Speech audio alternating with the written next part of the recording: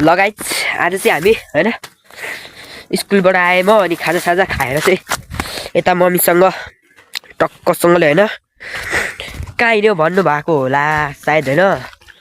राति पनि भइसक्यो राति भन्दा पनि ठिकै यतिको त उज्यालै भन्नुपर्छ हैन हामी चाहिँ माथि दाउरा लिन जाने के जंगलमा त्यहाँ चाहिँ हाम्रो दाउरा छ किनेको अनि आज चाहिँ एक भारी एक त्यसरी ल्याउने बेलुका लिएर राख्ने त्यसरी सक्ने भन्ने प्लानिङ छ हाम्रो अब हामी चाहिँ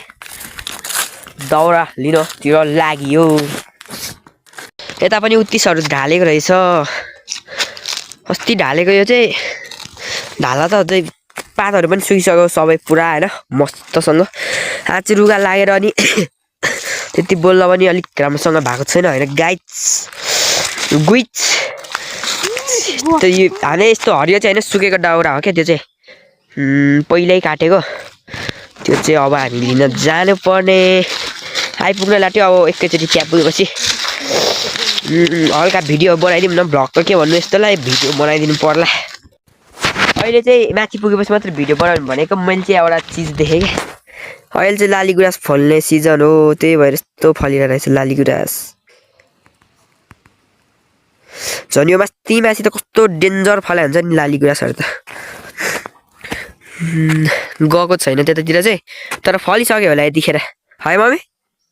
माथि लाली गुराँस फलिसक्यो है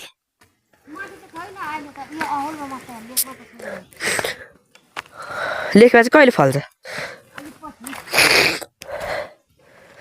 रुगा लागेर यस्तो पानी यहाँ चाहिँ खोला छ एउटा गीत गाएर सुनाउँछु के तपाईलाई कस्तो लाग्यो भन्नु है त कमेन्टमा बालिङ्गो काटे नि लैलै बिनायो बाजा बालिङ्गो काटे नि लैलै बिनायो बाजा कलमैले हो नि हौ हे नि हजुर कलमैले हो नि हौ हे नि हजुर बालिङ्गो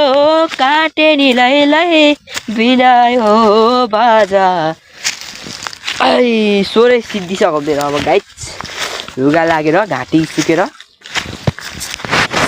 त्यो चाहिँ पहिलेको प्याल्टी सेट भन्ने सुनेको थिएँ यो घर चाहिँ सधैँ टोइलेट जस्तै छ प्याल्टी सेट भने यहाँ पानी छ नि त कहाँ हो हन आइपुगिँदैन क्या पहिलोचोटि है यो चाहिँ दाउरा बोक्न गएको यताको चाहिँ अरू ठाउँ चाहिँ गएको छ यहाँ आजको चाहिँ पहिलोचोटि मम्मी के बोल्नु त तपाईँ